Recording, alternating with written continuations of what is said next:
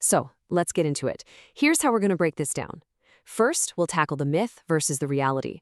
Then, we're going to look at the brutal truth that's literally written into their bones, and we'll uncover the invisible killers they were up against every single day. But just when it starts to look really grim, we're going to flip the script and look at some of their incredible and pretty surprising strengths, like their hygiene habits and their super sophisticated diet.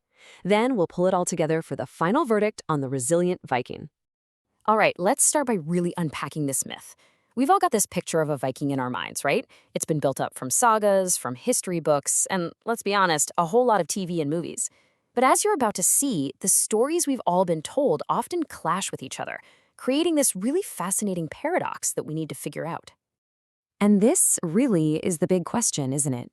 Were they these unstoppable super warriors from the legends, just blessed with amazing genetics and crazy endurance?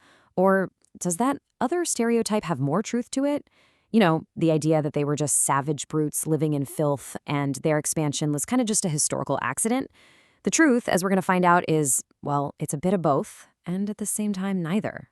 This right here is the heart of the paradox. On one side, you've got this vision of incredible physical strength, men and women who could row for days on end and then fight for hours.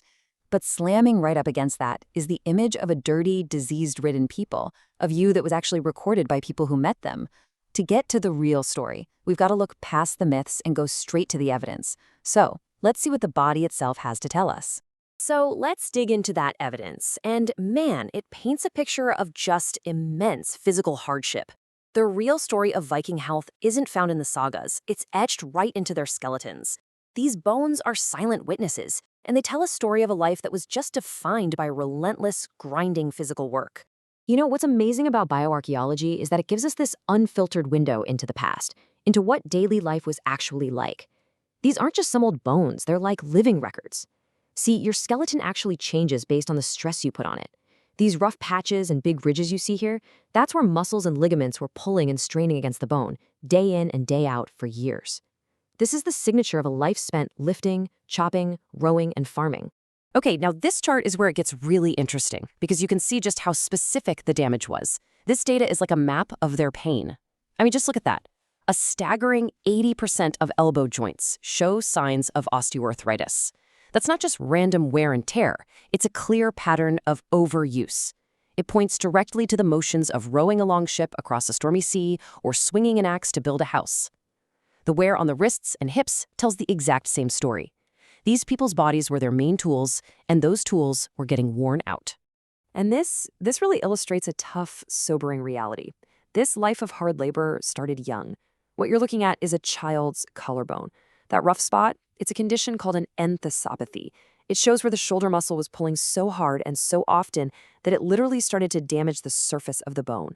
This wasn't just adults working. Kids were part of this world of heavy labor from a really early age, carrying water, tending animals, doing things that left permanent marks on their bodies. So, we've got a population that's already being worn down by this relentless physical work. But you know what? The strain on their bodies was only half the battle. What about the threats they couldn't fight with an axe or a shield? Now let's turn to the invisible enemies, the diseases and parasites that were just a constant looming part of Viking life. Think about it. A Viking warrior could see an enemy army coming over a hill. They could form a shield wall, get their weapons ready. But they had zero concept of germ theory. They had no defense against the microscopic world of viruses and bacteria. And as their world got bigger, as their trade routes stretched all the way from North America to Constantinople, those routes became superhighways, not just for silver and goods, but for deadly pathogens. This is a total game changer.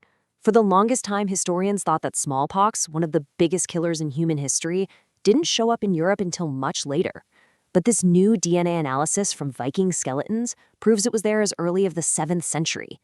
They were facing one of history's most devastating diseases, a true population killer way before anyone knew. This completely changes how we think about disease in the medieval world. And we can see the consequences written right here in bone.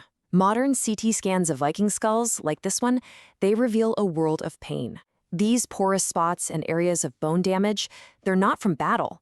They're signs of chronic, severe infections, agonizing sinus infections, recurring ear infections that could make you deaf or even kill you, and just horrific dental abscesses that could poison your whole system. And with no antibiotics, these were things they just had to live with, a constant, miserable part of their lives. So let's just recap this grim picture for a second. On top of the physical wear and tear that was crippling their joints, they were dealing with epidemics like smallpox and tuberculosis. They were suffering from these rampant chronic infections. And as if that wasn't enough, analysis of their fossilized poop, yes, that's a thing, has shown their guts were filled with all sorts of intestinal parasites from bad food and water, just constantly draining them of energy. Honestly, it's a miracle they could even get out of bed in the morning. Okay, so the evidence seems pretty overwhelming at this point, right? A life of pure toil, pain, and sickness. It would be so easy to look at all this and just say, yep, filthy barbarian stereotype, confirmed. But this is where our story takes a really sharp and fascinating turn. Let's challenge everything we've just laid out with some surprising and really powerful counter-evidence. I mean, given everything we've just seen, the diseases, the parasites, it's so tempting to just say, yes, absolutely. But archaeology, the study of the actual stuff they left behind, tells a very, very different story. And it forces us to rethink everything we thought we knew about them. So this is the quote. This is the one line more than any other that has cemented that filthy Viking stereotype for 1,000 years. It comes from a 10th century Arab diplomat, Ibn Fadlan. He met a group of Vikings and was totally disgusted that they all washed their faces and blew their noses in the same bowl of water every morning. Now to him, coming from a culture with running water for washing, this was just revolting. But his disgust might be hiding a really crucial detail. They were washing every single morning. Because just look at what archaeologists are actually digging up. Viking graves and old settlements are absolutely full of personal grooming tools. We're talking beautifully carved combs made of bone and antler, tweezers, razors, even these delicate little ear spoons for cleaning out wax. And these weren't just for the rich. These were common, everyday items for everybody. So far from being unkempt, the evidence shows that Vikings were actually really concerned with their appearance and hygiene. They even had a specific day of the week just for bathing, laugardagr, or washing day. We still call it Saturday. And that focus on grooming isn't the only surprise. So if they were keeping their bodies so clean on the outside, what were they putting inside them? Let's take a look at what fueled these people. Their diet was another hidden weapon, and it was far more sophisticated, diverse, and resilient than you could possibly imagine. Okay, so the foundation of their diet is kind of what you'd expect for people living in a harsh northern climate. They had their livestock, cattle, sheep, and they hunted. They fished a ton. They preserved massive amounts of dairy into things like skyr and cheese to get them through the winter, and hearty grains like barley and oats gave them calories. But it's what they did beyond these basics that is just so impressive. It shows us deep, intimate knowledge of their environment. They actually went out and foraged for plants that today we would call superfoods. These are just a few examples of these now forgotten plants that show how smart they were. They knew that sea kale, which grew on the coast, was packed with vitamin C, totally essential for preventing scurvy on long sea voyages. They knew you could dig up burdock root in the middle of winter for a crucial energy boost when food was scarce. And they knew that good King Henry, one of the first green things to pop up after the snow melts, would give them a vital shot of iron and vitamins. This wasn't luck. This was science. And this might be the ultimate proof of their nutritional wisdom. Long before we had any concept of vitamins, the Vikings up in northern Norway were processing cod livers to get the oil.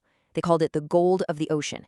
They didn't know about vitamin A or vitamin D, but they knew from generations of just watching and learning that this stuff gave them strength, it kept them from getting sick in the long, dark winters, and it even helped their aching joints.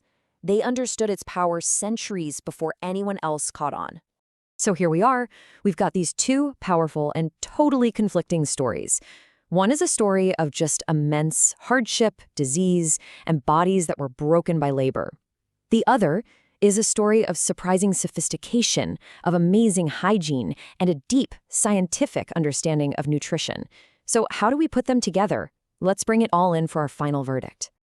Okay, so here's the crucial point. The Viking story isn't about being immune to hardship. It's about enduring it. This table sums up the whole paradox perfectly. On one side, you have this brutal, relentless list of problems that would have crushed most societies. But on the other side, you have this set of powerful cultural tools they developed to fight back. Their advanced hygiene to cut down on infections, a diverse and resilient diet to give them strength, deep nutritional knowledge to find medicine in the world around them, and just an incredible resourcefulness. They weren't supermen, they were survivors, and they were armed with knowledge. And that really brings us to our final thought here. The Vikings didn't conquer their brutal world with just brute force. They did it with intelligence, with sharp observation, and with this remarkable ability to adapt. Maybe their greatest weapons weren't the axe and the longship, but the comb and the knowledge of which plants to eat. In our own time, where we're often looking for a quick fix or a pill to solve our health problems, maybe there's a really profound lesson in their forgotten strengths, in cleanliness, in good nutrition, and in having a deep, respectful connection to the environment. Their paradox is really their legacy. Survival isn't about avoiding hardship. It's about building the resilience to overcome it. What do you think?